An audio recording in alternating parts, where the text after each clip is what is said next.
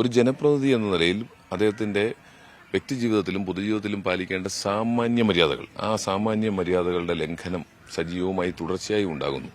അപ്പോൾ ഒരു ജനപ്രതിനിധിയായി തെരഞ്ഞെടുക്കപ്പെട്ടവർക്ക് തന്നെ ആരാണോ തെരഞ്ഞെടുത്തത് അവർക്കിപ്പോൾ ഒരു അവസരം കിട്ടിയിരിക്കുകയാണ്. അവരുടെ പ്രതിനിധിയെ സംബന്ധിച്ച് ഇത്തരത്തിൽ വ്യക്തിജീവിതത്തിലും പൊതുജീവിതത്തിലും മര്യാദ കേടായി അല്ലെങ്കിൽ അതിന്റെ അതിർവരമ്പുകൾ ലംഘിച്ചുകൊണ്ട് മുന്നോട്ട് പോകുന്നു എന്നത് അവർക്ക് ബോധ്യപ്പെട്ടിരിക്കുകയാണ്. അവർക്ക് ഒത്തിരി കാര്യങ്ങളല്ലേ. ഒരാളുടെ പ്രചരണത്തിൽ രാഷ്ട്രീയത്തിൽ വരുമ്പോൾ ഒരു നാടിന്റെ വികസനം, നാടിന്റെ പുരോഗതി, നാട്ടുകാർക്കുണ്ടാകുന്ന നന്മ, അതാണ് ചർച്ച ചെയ്യേണ്ടത്. മറിച്ച് സ്ഥാനാർത്ഥി തന്നെ UDF സ്ഥാനാർത്ഥി തന്നെ വളരെ മ്ലേച്ഛമായ ഭാഷ ഉപയോഗിച്ച് പ്രസംഗിക്കുകയും പ്രചരിപ്പിക്കുകയും ചെയ്യുന്നു. ഇന്ന് ഒരു ഇലക്ഷൻ കമ്മീഷൻ ഒരു വണ്ടി പിടിച്ചെടുത്തിട്ടുണ്ട്.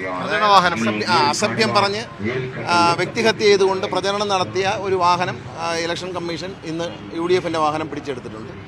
അതിലെ USB എടുത്ത് പരിശോധിച്ചാൽ, മെമ്മറിയിലൂടെ റെക്കോർഡ് ചെയ്ത് വെച്ചിരിക്കുന്ന സാധനം എടുത്ത് പരിശോധിച്ചാൽ UDF സ്ഥാനാർത്ഥിയുടെ സ്ഥാനാർത്ഥിത്വം തന്നെ അയോഗ്യമാക്കാൻ കഴിയുന്ന തരത്തിലുള്ള നിയമങ്ങളാണ് ഇന്ത്യയിലുള്ളത്. പിന്നെ മറ്റു കാര്യങ്ങൾ തീരുമാനിക്കേണ്ടത് ഇലക്ഷൻ കമ്മീഷനാണ്. അദ്ദേഹം തീരുമാനിക്കും. ഏതായാലും പരാതി കൊടുത്തിട്ടുണ്ട്, അവര് വണ്ടി പിടിച്ചെടുത്തിട്ടുമുണ്ട്. അപ്പോൾ വ്യക്തിപരമായ അധിക്ഷേപമൊന്നും നിങ്ങൾ ഉദ്ദേശിക്കുന്ന കാര്യങ്ങളൊക്കെ പറഞ്ഞിട്ടുള്ള അദ്ദേഹത്തിന്റെ ഭാര്യ തന്നെയല്ലേ. അപ്പോൾ അദ്ദേഹത്തിനെ കുറിച്ച് പറയുന്നതെല്ലാം വ്യക്തിപരമായ അധിക്ഷേപമായി പോകുന്നതിന് ഞാൻ ഉത്തരവാദിയല്ല. അതിർപരം അദ്ദേഹം നല്ലോ കയ്യാല കെട്ടും. അദ്ദേഹം കയ്യാല കെട്ടി അവിടെ ഇരുന്നാൽ മതി.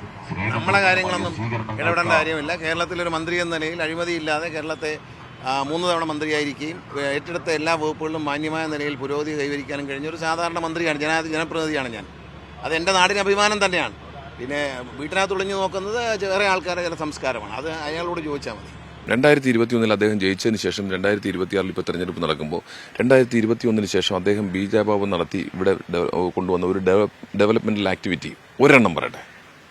വികസനത്തെക്കുറിച്ച് പറയാം. ഇവിടെ വികസന കാര്യങ്ങൾ നടന്നിട്ടുണ്ടെങ്കിൽ അത് നടന്നിട്ടുള്ളതെല്ലാം UDF സർക്കാർ ഈ സംസ്ഥാനത്ത് അധികാരത്തിലുള്ളപ്പോഴാണ്.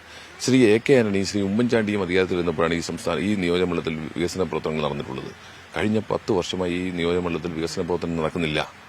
ഇതിപ്പോൾ പണി തീർന്ന എത്ര നാളായി കാണും? ഈ റോഡ് നോക്കിയാൽ ഈ റോഡ് ഒന്ന് കാണൂ. ഈ റോഡ് പണി തീർന്നിട്ട് എത്ര നാളായി കാണും? 1-1.5 മാസമായി കാണും. ഇതെങ്ങനെയാണ് ഉമ്മൻചാണ്ടിയുടെയും ആന്റണിയുടെയും കാലത്താവുന്നത്? എങ്ങനെയാണ്? ഇവിടെ താലൂക്ക് ആശുപത്രി സ്ഥാപിക്കും 98 കോടി രൂപ. കിഫ്ബി പദ്ധതി എന്നാണ് സ്ഥാപിക്കപ്പെട്ടത്? 1ാം പിണറായി സർക്കാരിൻ്റെ കാലത്താണ്. കിഫ്ബി പദ്ധതിയിലൂടെയാണ് ഇവിടെ സ്കൂൾ കെട്ടിടങ്ങൾ പലതും നവീകരിച്ചത്. എല്ലാ പ്രധാനപ്പെട്ട സ്കൂളുകൾക്കും കെട്ടിടം കിട്ടി. 5 കോടി രൂപയുടെ പദ്ധതി വെട്ടിക്കോല കിട്ടി. 98 കോടി രൂപയുടെ താലൂക്ക് ആശുപത്രി വരുന്നു. അതിന് സ്ഥലമെടുത്തത് LDFന്റെ പഞ്ചായത്തുകളാണ്. ഇതെല്ലാം ചെയ്ത് LDFന്റെ ബ്ലോക്ക് പഞ്ചായത്തും LDFന്റെ പഞ്ചായത്തുകളും ചേർന്നാണ് സ്ഥലമെടുത്തത്. 98 കോടി രൂപ അനുവദിച്ച് കിഫ്ബി എന്നാണ്. അത് ശ്രീ ആന്റണി സാറിൻ്റെയും ഉമ്മൻചാണ്ടി സാറിൻ്റെയൊക്കെ കാലത്താണെന്ന് ധരിക്കുന്നുണ്ടെങ്കിൽ എന്തോ ചെറിയ കുഴപ്പമുണ്ട് എന്ന് നിങ്ങൾ സംശയിക്കേണ്ടത്. ഞങ്ങളല്ല, ഞങ്ങൾക്ക് സംശയമില്ല. കൂടുതൽ വാർത്തകൾക്ക് News 18 Kerala YouTube channel subscribe ചെയ്യുക.